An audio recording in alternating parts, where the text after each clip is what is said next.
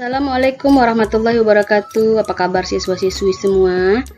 Hari ini kita akan membahas tentang persamaan kuadrat bagian pertama, masih bersama Ibu Meldawati, guru matematika SMP Negeri 2 Bangkinang Kota. Sudah siap ya untuk belajar? Persamaan kuadrat itu adalah suatu persamaan yang pangkat tertinggi dari variabelnya adalah 2. Jadi bentuk umum persamaan kuadrat itu adalah AX kuadrat ditambah BX tambah C sama dengan 0, di mana A tidak sama dengan 0, sedangkan A, B, dan C itu adalah elemen bilangan real. X itu merupakan variabel dari persamaan kuadrat. A adalah koefisien dari X kuadrat, B adalah koefisien dari X, sedangkan C adalah konstantanya. Nah, manakah di antara persamaan berikut yang merupakan persamaan kuadrat? Berikan alasannya. Yang pertama, 3x kuadrat kurang 3x kurang 5 sama dengan 0. Yang kedua, 3x tambah 4 sama dengan 0. Jawabannya, yang pertama itu 3x kuadrat kurang 3x kurang 5 sama dengan 0 adalah persamaan kuadrat karena pangkat tertinggi bagi peubah x dari persamaan tersebut adalah 2. Jadi memenuhi syarat sebuah persamaan dikatakan persamaan kuadrat. Sedangkan yang keduanya, 3x tambah 4 sama dengan 0 bukanlah persamaan kuadrat karena pangkat tertinggi bagi peubah x dari persamaan tersebut bukan 2 tetapi 1, yaitu pada 3x ya. Maka ini hanya disebut persamaan linear, bukan persamaan kuadrat. Nah, sekarang kita coba menentukan koefisien-koefisien dari persamaan-persamaan kuadrat. Contohnya yang pertama, x kuadrat tambah 5x kurang 2 sama dengan 0. Yang kedua, x kuadrat kurang 25 sama dengan 0. Yang ketiga, 2x kuadrat ditambah 7x sama dengan 0. Yang keempat, 3x kuadrat kurang 3x kurang 5 sama dengan 0. Nah, jawabannya untuk yang pertama, x kuadrat tambah 5x kurang 2 sama dengan 0 itu koefisiennya A-nya adalah 1 ya. A-nya 1 di sini ya, 1.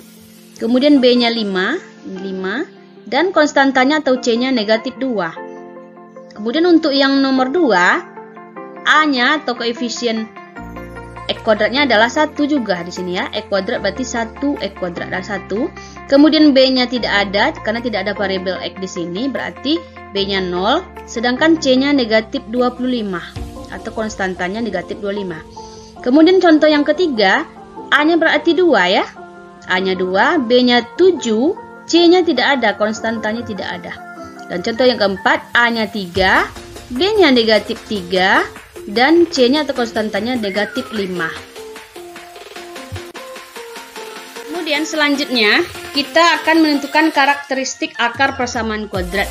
Yang pertama, jika X1 dan X2 merupakan akar-akar dari persamaan kuadrat AX kuadrat tambah BX tambah C sama dengan 0, maka X1 tambah X2 atau kedua akarnya jika kita jumlahkan hasilnya akan sama dengan negatif B per A. Ya, negatif B per A. Sedangkan jika dikalikan kedua akarnya akan sama hasilnya dengan C bagi A atau C per A. Kemudian karakter kedua, sebelum menemukan akar-akar persamaan kuadrat X1 dan X2 ini, kita dapat menentukan jenis-jenis akarnya tanpa kita cari dulu akar-akar tersebut melalui nilai diskriminannya. Apa rumus diskriminannya? Itu adalah B kuadrat dikurang 4AC. Diskriminan sama dengan B kuadrat kurang 4AC. Maka jika D-nya besar dari 0, hasil ini jika lebih dari 0 berarti kedua akarnya nyata dan berlainan. Sedangkan jika kedua akarnya sama dengan 0, jika D atau diskriminannya sama dengan 0, maka jenis dari kedua akarnya nyata dan sama atau kembar. Sedangkan jika diskriminannya ini kurang dari 0, maka kedua akarnya tidak nyata atau imajiner. Itu ya, karakteristik akar persamaan kuadrat. Nah, sekarang kita coba ya menentukan jenis-jenis akar persamaan kuadrat tanpa menentukan akar-akarnya. Contoh, X kuadrat kurang 9X tambah 20 sama dengan 0.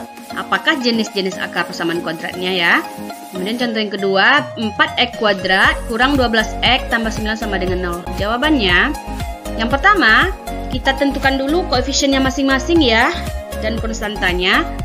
A-nya atau koefisien dari X kuadratnya 1, B-nya atau koefisien dari X-nya adalah negatif 9, sedangkan konstanta atau C-nya 20. Kita substitusikan atau kita masukkan ke rumus diskriminan B kuadrat kurang 4AC. B kuadratnya negatif 9 kuadrat, 81 dikurang 4 kali A kali C, 4 kali 1 kali 20, dapatnya 80, sehingga 81 kurang 80 hasilnya 1. Nah, D-nya ini memenuhi kriteria berarti lebih dari 0. Maka jenis akar-akarnya adalah real dan berlainan ya. Itu untuk yang A. Untuk yang B, 4X kuadrat kurang 12X tambah 9, A-nya 4, B-nya negatif 12, sedangkan C-nya 9. Kita masukkan lagi ke rumus B kuadrat kurang 4AC atau rumus diskriminan. Diperoleh hasilnya, negatif 12 kuadrat 144 ya, kurang 4 kali A kali C, 4 kali 4 kali 9, 144, hasilnya 0. Nah, ini kriteria jenisnya apa? Kalau D-nya sama dengan 0, yaitu jenis-jenis akarnya real, nyata, atau sama ya. Nah, jika siswa-siswi semua sudah paham, kita coba ya latihannya. Yang pertama, tentukan jumlah dan hasil kali akar-akar persamaan kuadrat berikut. Kemudian yang kedua, dengan menggunakan nilai diskriminannya, tentukan jenis akar-akar persamaan kuadrat berikut. Nah, selamat mengerjakan latihan ya. Semoga sukses. Dan jangan lupa jaga kesehatan dan rajin beribadah. Assalamualaikum warahmatullahi wabarakatuh.